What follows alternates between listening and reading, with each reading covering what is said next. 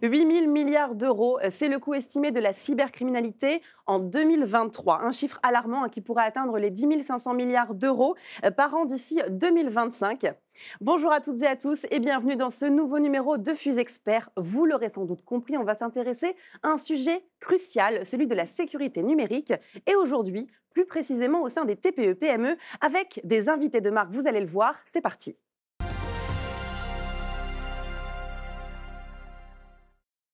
Et c'est une émission exclusive que nous vous proposons aujourd'hui, rassemblant l'ordre des experts comptables, la gendarmerie comme Cybergend et cybermalveillance.gouv.fr. Ils vont autour de cette table unir leurs forces pour aborder les enjeux cruciaux des cyberattaques. Le nombre de cyberattaques a explosé ces dernières années avec une augmentation, tenez-vous bien, de 400% depuis 2020. C'est assez énorme. L'ANSSI, l'Agence nationale de la sécurité des systèmes d'information, dans son rapport sur les cybermenaces 2022, a fait le constat que les cyberattaques touchent de moins en moins les opérateurs d'importance vitale et de plus en plus des entités moins bien protégées. Et en effet, on retrouve 60% des victimes de cyberattaques qui sont des TPE-PME. On va parler de ce sujet avec nos invités autour de cette table. Et on commence cette première partie d'émission avec l'état de la menace. On a avec nous Sophie Lambert. Bonjour Sophie. Bonjour. Boris Sauvage, bonjour. Bonjour. Et Laurent Verdier, bonjour. Bonjour. Merci à tous les trois d'être présents. Je vais vous laisser vous présenter pour qu'on comprenne bien pourquoi vous êtes ici présents avec nous aujourd'hui. Sophie, pour commencer. Alors, je suis le lieutenant-colonel Sophie Lambert et je suis responsable de la gestion de crise cyber au sein du commandement de la gendarmerie dans le cyberespace. Parfait, merci beaucoup. Laurent. Donc, bonjour à toutes et à tous. Laurent Verdier, directeur du pôle formation et sensibilisation au sein du groupement d'intérêt public ACIMA, Action contre les cybermalveillances, qui constitue le dispositif national de prévention, de sensibilisation et d'assistance aux victimes de cybermalveillance et qui opère également la plateforme cybermalveillance.gouv.fr. Parfait. Et Boris, maintenant, je vous laisse vous présenter. Bonjour à tous, Boris Sauvage. Je suis vice-président du Conseil national en charge du secteur des études numériques. Et au sein des études numériques, on a un groupe de travail spécifique sur toutes les problématiques de cybersécurité des cabinets et de leurs clients. Parfait. Alors Boris, première question pour vous. Pourquoi le CNOEC a choisi de regrouper aujourd'hui autour de la table cybermalveillance.gouv.fr et la com Cybergend? Alors, l'objectif du Conseil national, c'est d'apporter les outils aux cabinets pour eux et puis pour leurs clients. Au niveau de la cybersécurité, on est concerné à deux titres en fait. Le premier, c'est pour nos cabinets. On a des données importantes au sein de nos cabinets. Il faut sécuriser nos cabinets. Il faut aussi se protéger par rapport à toute la problématique d'attaques qui pourraient paralyser notre activité. Donc ça, c'est le premier volet. Et le second volet, c'est aussi parce que, comme vous l'avez dit, finalement, les TPE, les PME, qui sont nos clients, ne sont pas forcément sensibilisés à ça. Et aujourd'hui, elles attendent des cabinets d'experts comptables d'autres sujets. On n'est pas là que pour faire leur déclaration fiscale. On les accompagne sur tous les sujets, et notamment sur ce sujet nouveau numérique et donc de cybersécurité qui va avec. Et on peut en savoir un petit peu plus sur le partenariat justement que vous avez avec les deux personnes qui sont ici avec nous? Donc on travaille avec la gendarmerie, avec cybermalveillance pour affiner le contenu qu'on peut mettre à disposition au niveau des cabinets pour qu'ils puissent faire des diagnostics. Alors à la fois, c'est double, hein, un diagnostic du cabinet, un diagnostic aussi de leur entreprise avec leurs clients. On n'est pas des spécialistes de cybersécurité et on n'a pas besoin, l'expert comptable n'a pas besoin d'être un spécialiste. Il a besoin de poser des questions à ses clients sur des réflexes.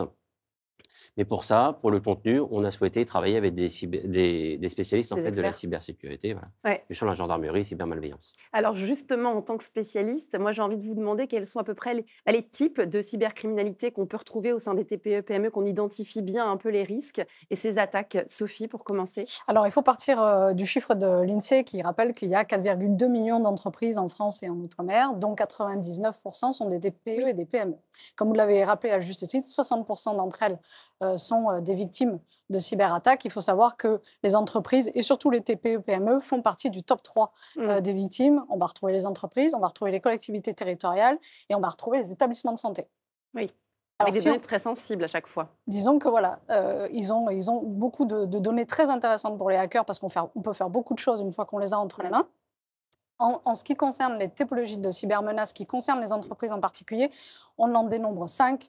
Les principales, ce sont les fraudes au virement. Le premier cas, c'est à peu près 51% des cyberattaques. Vous avez l'hameçonnage, tout ce qui est campagne de phishing. Le rançon logiciel qui arrive en 3e position. l'usurpation d'identité. Peut-être expliquer ce que c'est que le rançongiciel pour les personnes qui ne savent pas Donc le exactement. rançongiciel, c'est tout simplement un malware ou un virus qui vient sur le système d'information, qui va chiffrer l'ensemble de vos données. Et le hacker va vous demander une rançon pour vous donner la clé de décryptage et récupérer vos données. Donc effectivement, c'est le troisième cas Oui, de très vicieux, ça. voilà. Et après, vous avez l'usurpation d'identité en 4e position. Ok, Et en 5e position, le piratage des données. parfait.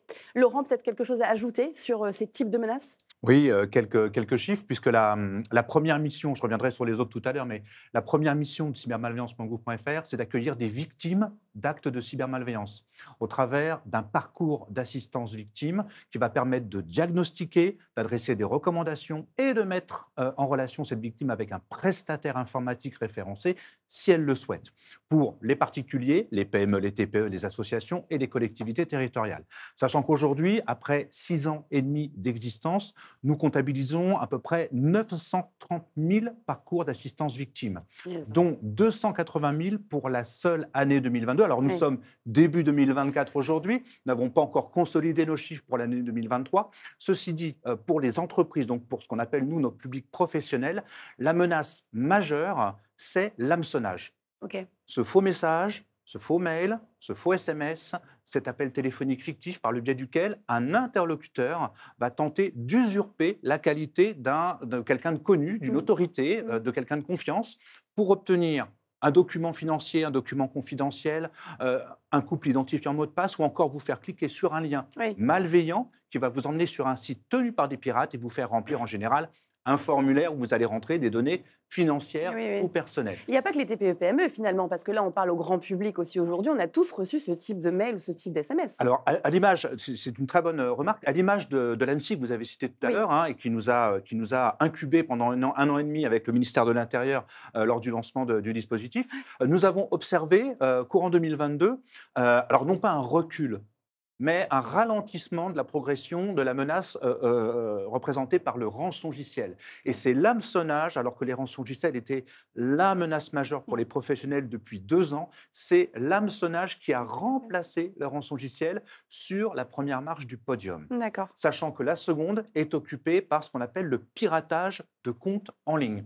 Du fait de la transformation de nos activités numériques, hein, notamment au niveau des entreprises, nous avons démultiplié les boîtes mail, les accès, les services en ligne. Et malheureusement, nous protégeons ces espaces, ces boîtes mail avec des mots de passe trop simples, Oui, c'est vrai. trop facilement devinables, ou alors un mot de passe fort, mais qu'on va utiliser pour l'ensemble de ces Il services. faut que je change des choses. À Boris. savoir que si les attaquants Vraiment. réussissent à se le procurer d'une manière ou d'une autre, ils ont entre les mains l'intégralité de nos oui. identités et de nos activités numériques.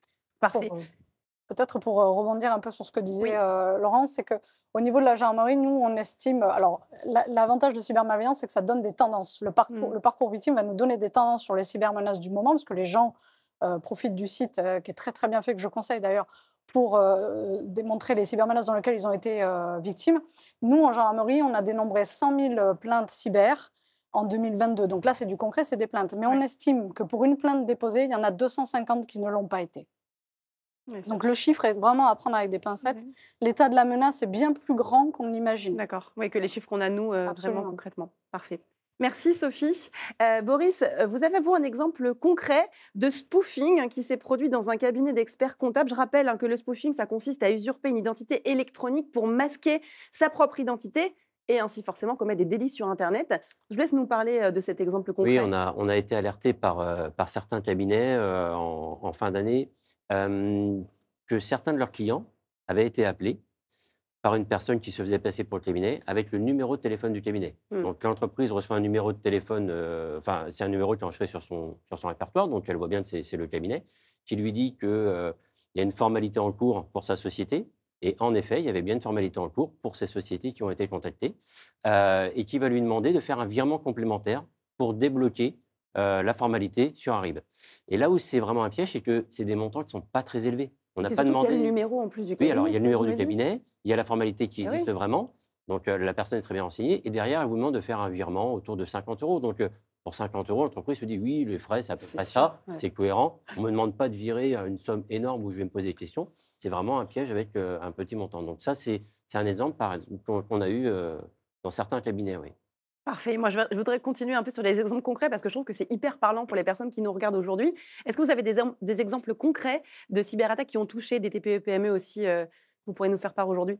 Alors, courant 2023, nous, on a noté vraiment une évolution notoire. J'ai évoqué tout à l'heure les 3 premières menaces, Oui. hameçonnage, piratage de comptes en ligne, rançongiciel. Mais on a vu émerger des menaces qui existaient auparavant, mais qui sont vraiment montées en puissance au fil de l'année, à savoir la violation, ce qu'on appelle la violation de données, c'est-à-dire que l'entreprise va être victime d'un piratage informatique, d'un accès frauduleux sur son système d'information, et que des données lui appartenant, ou à ses prestataires, ou à ses clients, vont être impactées, exfiltrées, donc une atteinte à leur intégrité, à leur confidentialité ou à leur disponibilité.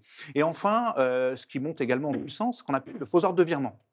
Et là, malheureusement, il y a eu vraiment des exemples qui se sont présentés à notre niveau par rapport à des PME-TPE, voire des professions libérales. À partir du piratage de comptes d'une boîte mail, les attaquants vont s'intégrer dans des transactions commerciales en cours. Ils vont falsifier soit des relevés d'identité bancaire, soit des factures, Ouais. et faire en sorte, et les adresser aux clients ou aux prestataires de l'entreprise, et faire en sorte que les virements ne se réalisent pas Ah au oui. bénéfice de l'entreprise, mais Mais sur un compte tiers ouais. tenu par les pirates. Oui. Et là, c'est vraiment, ça a pris beaucoup d'ampleur, notamment par rapport aux professions libérales, puisqu'on a vu exploser des virements qui étaient orientés sur des comptes frauduleux, souvent à l'étranger, au préjudice donc des artisans, des Mmh. commerçants, des entrepreneurs ou des professions libérales.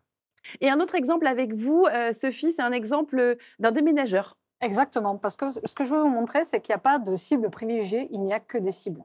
Mm. Là, pour le coup, c'est un déménageur qui travaille parfois avec son fils, mais il est tout seul, donc toute petite entreprise, qui est dans le fin fond de la Creuse, je ne citerai pas son nom, qui un jour reçoit un mail d'un de ses clients qui lui dit écoutez, bien pris pour le changement de RIB, je vous fais le virement très bientôt. On est en juillet, il est en plein déménagement, il ne comprend pas trop, il laisse passer un peu le temps, et puis il relance son client et il lui dit j'ai pas reçu l'argent, donc il faudrait me payer le déménagement que j'ai opéré. Et donc le client dit si, je vous ai payé, je vous envoie le RIB. Et en fait, c'est comme ça que le déménageur s'est rendu compte que le hacker était rentré dans sa boîte mail. Alors déjà, pour trouver l'adresse de l'identifiant, Claro. c'était assez simple, c'était son prénom, son nom, @orange.fr, donc assez simple. Et semble-t-il, le mot de passe, pas assez robuste, ils l'ont trouvé assez rapidement. Et ils sont rentrés dans la boîte mail depuis le mois de mai. Ah oui. Donc, ce qui veut dire que depuis des mois, ils étaient sur la boîte mail. Ils ont tout simplement vécu avec l'entreprise. Ça Ouais. s'appelle un peu l'ingénierie sociale version mail.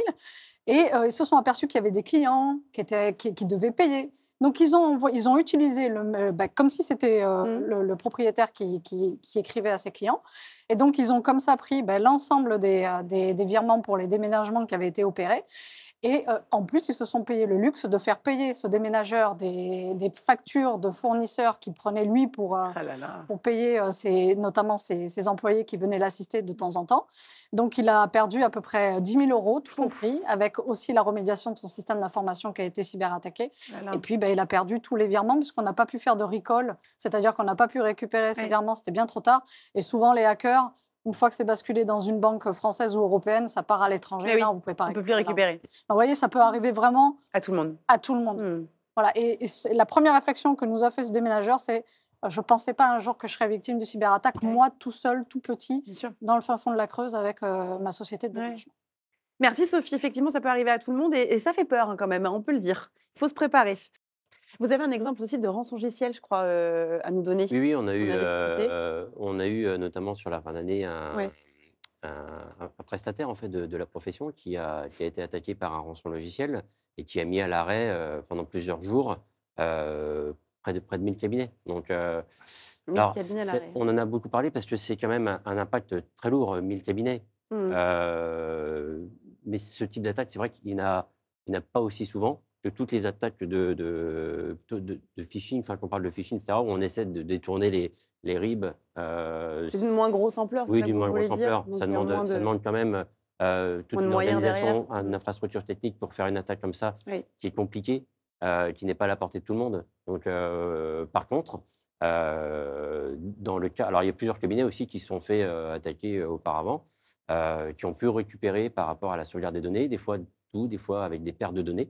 Donc il y a aussi des fois des préjudices par rapport à On ça. est vraiment derrière des organisations dangereuses, hein. Oui, oui, c'est vraiment, oui, c'est une criminalité Mmh. importante avec toute cette partie de mise à l'arrêt du Mmh. cabinet. Derrière, il faut rattraper le temps, éventuellement des impacts sur des déclarations non déposées pour les entreprises clientes de Et ces oui, cabinets. Enfin, voilà, il y a toute une chaîne derrière de de conséquences conséquences. qui se met en place. Alors justement, on a parlé des types d'attaques, on a donné des exemples concrets. Quand on est face à des cyberattaques comme ça, qu'est-ce qu'on fait concrètement? Laurent? Tout d'abord, il faut encaisser le choc. Parce qu'une attaque C'est vrai ça. d'ampleur, hein, Oui, oui. j'entends, c'est vraiment un choc psychologique. Le système d'information n'est plus de confiance. Mmh. Tous les process de l'entreprise peuvent être remis en question, la confidentialité, la chaîne de production, enfin tout est paralysé. Et là, il faut vraiment rentrer dans cette crise avec ce que nous, on a essayé de mettre, de formaliser au travers d'une fiche réflexe les premiers gestes en cas de crise cyber, à savoir s'organiser pour affronter cette crise du mieux Mmh. possible avec un certain nombre de démarches, j'ai envie de dire, auxquelles il faut penser. Est-ce que des données nominatives ont été impactées? Si c'est le cas, il faut bien entendu les déclarer à la CNIL, avertir de manière très rapide son prestataire informatique si on en a Ah un, bah oui. penser au dépôt de plainte, hein, Mmh. qu'il soit réalisé auprès de la gendarmerie ou de la police, et surtout mettre en place une équipe de gestion de crise. Et là, on passe sur la deuxième phase, la gestion à proprement parler de cette crise, sachant qu'une crise cyber, notamment en ce qui concerne les rançongiciels, ce n'est pas un sprint, Mmh. c'est une course de longue haleine. Et le gros problème, c'est qu'il va falloir tenir sur la durée. D'accord. C'est-à-dire cerner le périmètre des machines qui ont été, et des systèmes qui ont été impactés, mettre en place comment dire, des opérations de remédiation, donc de réparation de ces systèmes en chassant les attaquants du système d'information, et enfin s'adapter à la situation et rester avec cette flexibilité qui est très importante. Et enfin, troisième phase, qui est souvent négligée. Parce qu'à la fin d'une crise cyber, on a tous envie de retourner à nos ordinateurs et à retrouver nos Ah oui. habitudes. La sortie de crise, avec ce qui nous semble nous déterminant en matière de retour d'expérience, avec toutes les directions métiers concernées. Qu'est-ce qui n'a pas marché? Parce qu'il y a forcément des choses qui n'ont pas fonctionné, Mmh. ça c'est logique. Et comment peut-on s'améliorer au cas où nous serions de nouveau Oui, impactés qu'on apprenne de nos par une erreurs. crise, par une crise de Ouais. cette ampleur. Et juste avant de finir, j'aimerais aussi évoquer aujourd'hui le fait de communiquer pendant cette crise, Mmh. aussi bien en interne que vis-à-vis des médias, des partenaires. C'est très important. C'est-à-dire de parler de la crise qui s'est produite au sein des Voilà, cabinets? tenir ses OK. collaborateurs, ses salariés au courant du fait qu'il y a une crise. Il n'y a rien Mmh. de pire que pendant une crise cyber, de laisser un employé ramasser une clé USB sur le parking et, Oui, parce qu'il ignore bien qu'on est sûr. en pleine crise, la brancher sur un ordinateur Eh oui. relié au système Eh oui, d'information. bien sûr. Merci pour toutes ces explications, Laurent. Très précis. Sophie? Bah, je suis d'accord pour dire que la communication, c'est un point clé aussi, Ouais. parce que c'est important à la fois de rassurer en interne pour expliquer ce qui se passe et mobiliser toutes les forces, parce qu'il va y en avoir besoin, et en externe pour maîtriser la communication, rassurer, surtout quand on a des clients ou des fournisseurs, sûr. pour leur dire qu'on s'est engagé à la chose. Ce qui est très important, et nous, ce qu'on a vraiment envie de rappeler, c'est que dans la cybersécurité, le plus important, c'est l'humain. Ouais. Et dans la gestion de crise, l'humain a son importance, les ressources humaines ont leur importance. Il faut effectivement durer dans le temps, parce que c'est un vrai marathon, une gestion de crise cyber. Et vous allez avoir des gens, s'ils ne sont pas préparés, qui vont s'écrouler Mmh. dans la gestion de crise, ou il y en a qui vont au contraire se révéler. Ce qui est important, c'est d'anticiper, de se préparer, donner les rôles à chacun, pour que chacun sache ce qu'il a à faire, pour que le jour où ça arrive, tout le monde soit prêt. Ouais. C'est vrai, la prévention, finalement, après, on apprend de ses erreurs, on est en prévention et on pourra être meilleur face à ces crises. Et là, c'est important parce qu'on le dit, c'est vraiment en train d'augmenter énormément. Donc, il faut vraiment qu'on soit d'attaque dès que ça arrive, si je puis dire. Boris, vous voulez peut-être ajouter quelque chose sur les actions à mettre en place? Alors, sur les actions à mettre en place, c'est vrai qu'aujourd'hui, il y a quand même différents dispositifs. Sauf qu'à un moment donné, si une entreprise est victime d'une cyberattaque, je pense qu'elle peut être vite démunie. Donc, il ne faut pas hésiter à revenir vers ses partenaires habituels, revenir vers son expert comptable. On parlait tout à l'heure de la partie partenariat qu'on fait ensemble. Il y a des réseaux qui existent pour aider les entreprises. L'entreprise ne sait pas où aller.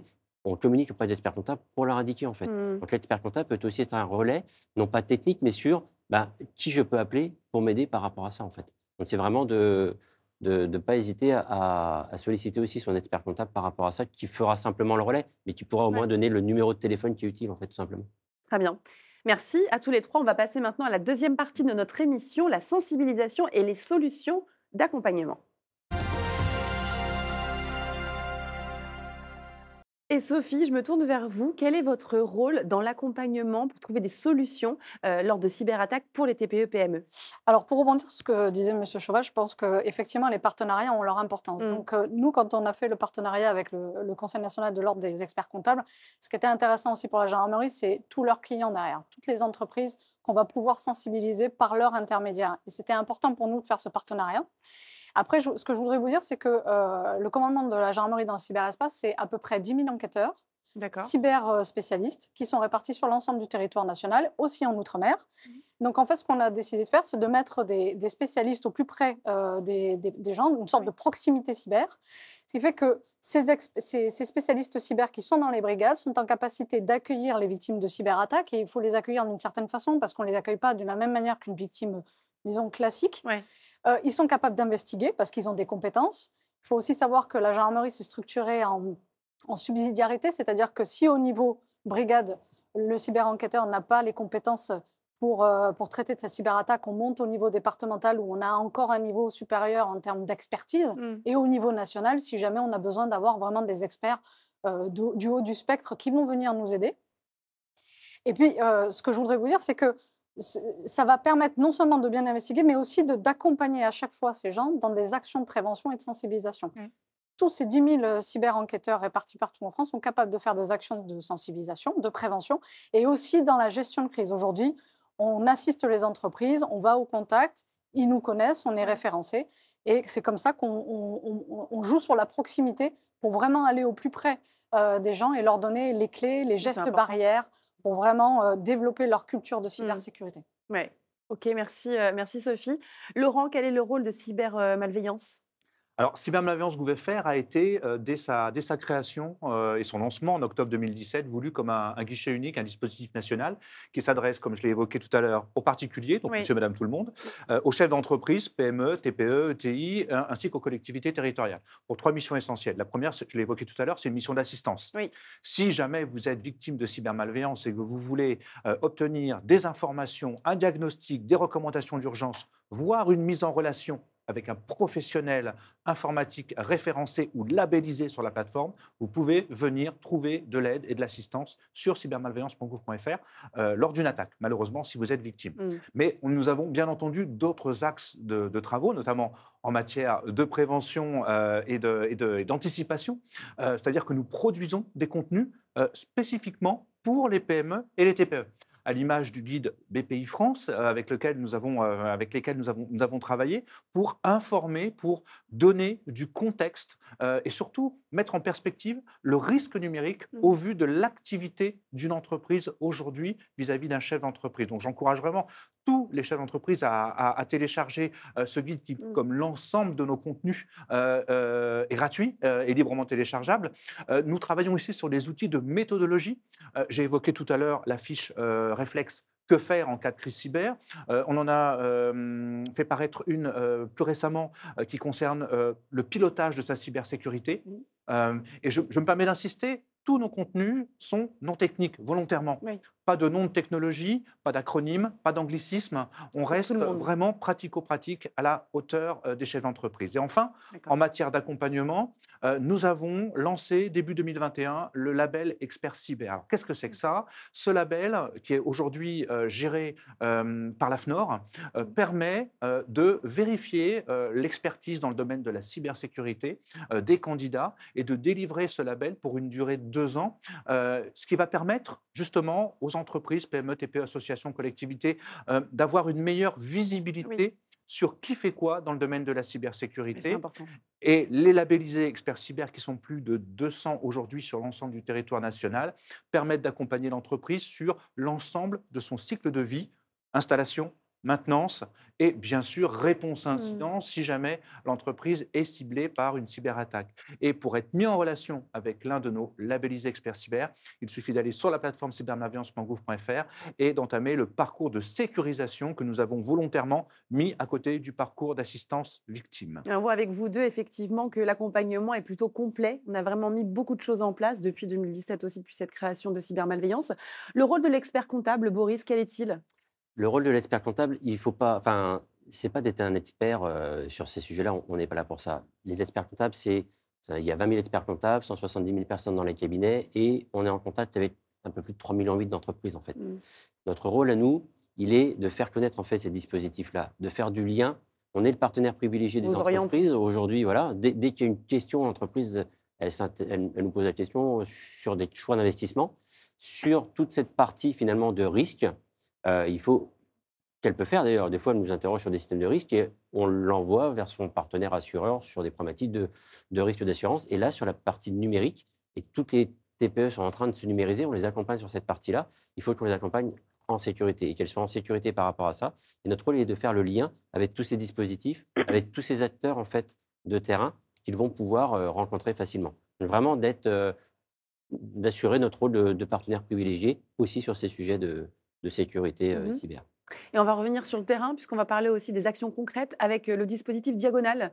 Oui. Sophie, je vais vous laisser nous en dire un peu plus là-dessus. Alors effectivement, le dispositif Diagonal, donc ça veut dire Diagnostic opérationnel national cyber. Donc c'est un pré-audit qu'on a créé en collaboration avec Cybermalveillance et aussi les associations des maires de France, parce que au tout départ, c'était surtout les élus qui étaient ciblés par les rançongiciels notamment, et donc on s'est adapté à leur typologie de victimes. Et finalement, on s'est aperçu que les hackers partaient sur d'autres typologies de victimes, et notamment les collectivités territoriales et les entreprises. Donc aujourd'hui, ce dispositif est ouvert aux entreprises. On le Donc, voit ici. c'est un pré-audit qui permet à un gendarme, et c'est pour ça que je vous dis qu'il y en a quand même 10 000 répartis partout sur le territoire national, ce qui vous permet d'avoir un contact, de venir dans votre entreprise et de faire ce pré-diagnostic avec vous. L'intérêt, c'est de s'assurer que vous avez une maturité cyber suffisante, et si ce n'est pas le cas, de vous donner des pistes d'amélioration. Et effectivement, on renvoie sur ce que vous disiez, Laurent, sur les entreprises qu'ils ont labellisées pour accompagner ces entreprises où nous, on aura détecté que la maturité n'est peut-être pas de bon niveau. Donc, on est totalement complémentaires sur le sujet. Et puis, ça nous permet aussi indirectement à la fois de créer de la proximité, mais de mieux connaître l'état de la menace. Comme je vous disais, aujourd'hui, on n'a que les plaintes, nous, gendarmerie, pour finalement attester de manière officielle les chiffres. Mais il y a tellement de gens qui ne déposent pas plainte et tellement de faits qui ne nous sont pas remontés que c'est aussi un moyen indirect de mieux connaître les cybermenaces dont les entreprises sont victimes. Laurent, un ajout peut-être sur ce pré-diagnostic Diagonal? Comme l'a dit Sophie, effectivement, à l'origine de ce projet, qui s'appelait, si ma mémoire est bonne, Immunité cyber, on a collaboré. Le principe, c'est vraiment de profiter du maillage de la gendarmerie nationale, de sa présence forte dans les territoires, pour pouvoir aller au plus près, alors des élus dans un premier temps et des chefs d'entreprise, et pour pouvoir apporter, parce que j'ai envie de dire aujourd'hui, tout le défi est là. Des choses existent, on l'a vu, elles sont en plus complémentaires, elles sont au service du citoyen, des chefs d'entreprise, mais autant faut-il qu'ils le sachent. Et derrière, ils connaissent les options et les enjeux. Et je pense que vraiment là, on est vraiment dans une parfaite complémentarité par rapport au fait d'apporter aux chefs d'entreprise concrètement une meilleure visibilité sur l'état de la menace et comment lui peut s'améliorer au niveau de sa maturité au niveau cyber. Parfait. Boris, on va parler avec vous du kit mission diagnostic des cyber-risques. Oui. Alors, j'aimerais en savoir un peu plus là-dessus. Alors, en fait, l'expert comptable, il n'est pas forcément formé non plus au départ, et on voulait absolument que l'ensemble des experts comptables puissent proposer une mission de détection au niveau des entreprises de façon simple, sans les emmener dans un parcours de formation de plusieurs jours, etc. L'objectif, c'est de mobiliser l'ensemble des 20 000 confrères. Donc, on a recensé, en fait, au sein d'un kit, un diagnostic, en fait, à poser avec l'entreprise, un échange qui se fait sur des questions simples. Ce n'est pas des questions techniques, sur la gestion des mots de passe, sur la question des sauvegardes, toute cette partie, finalement, au sein de l'entreprise, un questionnaire qui n'est pas très long, on a une trentaine de questions. D'accord. Pour qu'on puisse, en fait, montrer au chef d'entreprise qu'il a des points sur lesquels il doit travailler avec son informaticien, avec les équipes avec qui il fonctionne, mais de le sensibiliser sur les risques sur lesquels il s'est exposé sans s'en rendre compte, en fait. Et aussi que cela intègre ses équipes et qu'il doit communiquer cette partie-là avec ses équipes. Donc ça permet, en fait, à un expert comptable qui ne connaît pas le sujet, d'avoir quelques éléments de lecture et quelques éléments de langage pour être un petit peu informé par rapport à ça et tout de suite pouvoir en parler avec son client en sécurité et poser les bonnes questions auxquelles il n'a pas forcément pensé. Ok.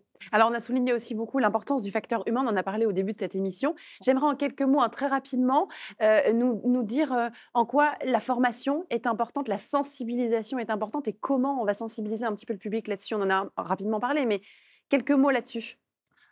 Elle est importante et je dirais même qu'elle est d'autant plus déterminante qu'aujourd'hui, l'humain est au centre des attaques.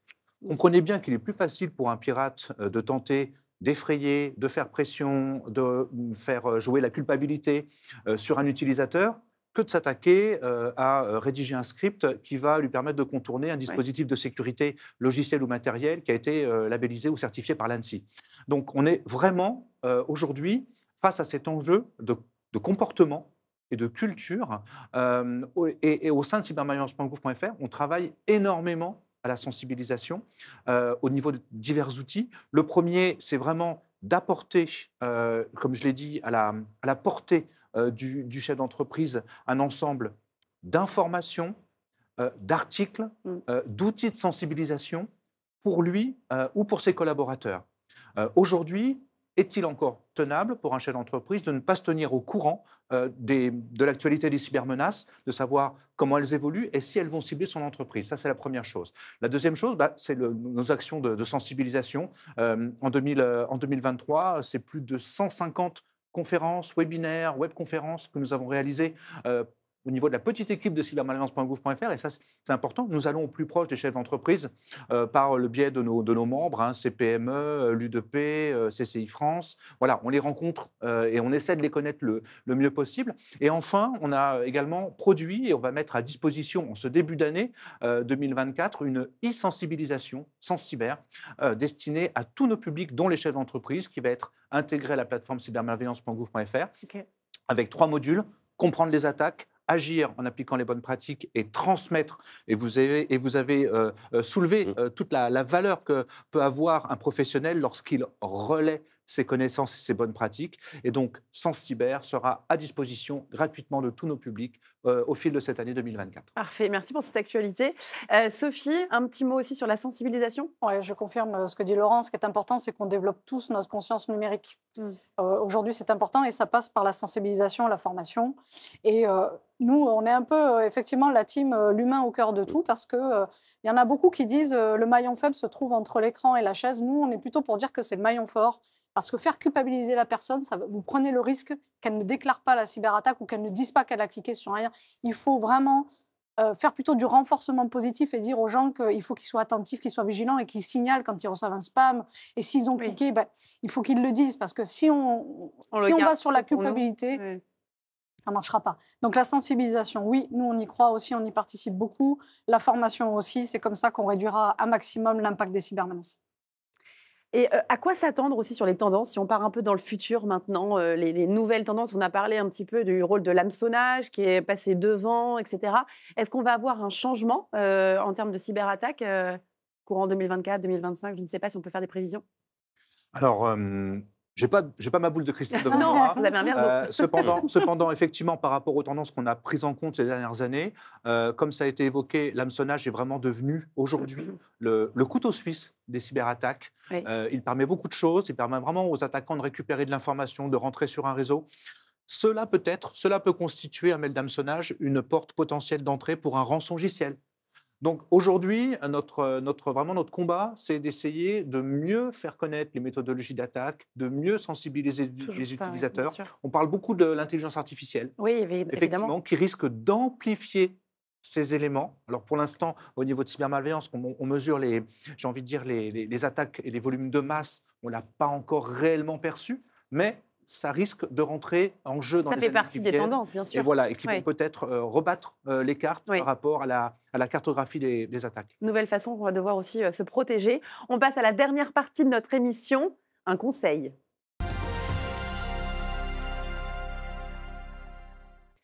Et oui, tout simplement, un conseil. Si vous aviez un conseil, un dernier conseil à donner aux TPE-PME pour faire face à ces attaques, quel serait-il pour qu'elles soient encore plus résilientes face aux cyberattaques? Je vais commencer par vous, Boris. Il faut que tout le monde se sente concerné. Le seul conseil, c'est que ça peut m'arriver, que je sois chef d'entreprise, que je sois expert comptable, que je sois même à titre personnel. Ça peut m'arriver, on l'a vu tout à l'heure dans les exemples. On a un exemple d'une entreprise, d'un cabinet qui s'est fait attaquer pour 50 euros. Oui. Oui, mais c'est peut-être que le début, en fait.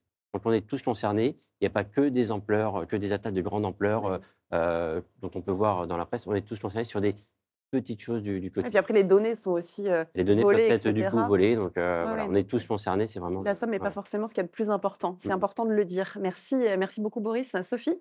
Alors pour la nouvelle année, je ne vais pas vous faire le coup du le régime, le sport et tout ça, mais par contre, je pense qu'il faut vraiment vous entraîner, vous exercer à la gestion de crise cyber aujourd'hui. La question, c'est pas de savoir si vous allez être attaqué, c'est quand et comment vous allez résister. Donc il est important de se préparer. Une gestion de crise, c'est binaire. Mm. Soit vous êtes prêt, vous avez Ouais. des chances de vous en sortir, soit vous n'êtes pas Prévention. prêt et ça va être très compliqué. Parfait. Laurent? Je vais essayer d'être cohérent avec ce qu'il vient de dire et ça va être facile, effectivement. Je l'ai dit tout à l'heure, mais je le répète, le meilleur moyen d'affronter une crise cyber, une attaque cyber, c'est de l'anticiper. Oui. Donc, s'informer, se sensibiliser et sensibiliser ses collaborateurs et surtout être accompagné par un professionnel à l'expertise vérifiée. Bon, bah En merci. début d'année. Merci. Bon début d'année à vous aussi. Merci. Merci, c'était une émission très riche. On a eu beaucoup d'informations. On voit que l'accompagnement est là. Et le maître mot, on peut le dire, le maître mot, vous l'aurez compris, c'est l'anticipation face aux cyberattaques. Merci en tout cas à toutes et à tous de nous avoir suivis. Moi, je vous donne rendez-vous très prochainement pour un nouveau numéro de Fuse Expert.